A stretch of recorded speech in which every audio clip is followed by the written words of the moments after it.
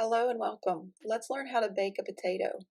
Here are the ingredients you'll need if you want to follow along. The recipe will also be included below.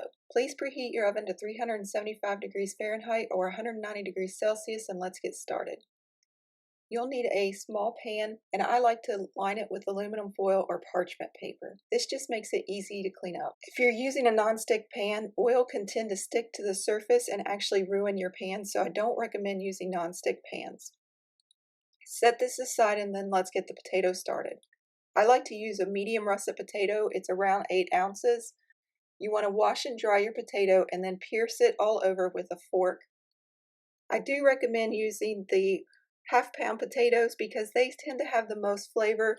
Once they get a little bit too big, they start to get really starchy and sugary, and they just turn out to be a very bland yet sweet potato, and they just don't taste as good.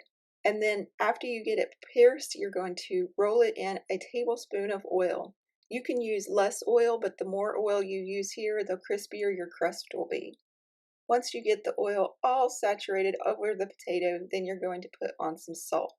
I like to use sea salt, but you can use any kind of salt you like, or you can even leave it off. Use about a half a teaspoon or 2.5 grams. Then you just put the potato on the prepared pan and bake it for 30 minutes. After 30 minutes, remove it from the oven and then turn it upside down. This will help you get a crispy crust on both sides. Put it back in the oven and bake it another 30 to 45 minutes.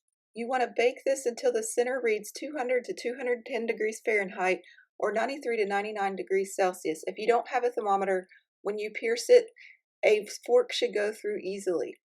I hope you enjoyed this recipe. Thank you for watching, and as always, happy baking.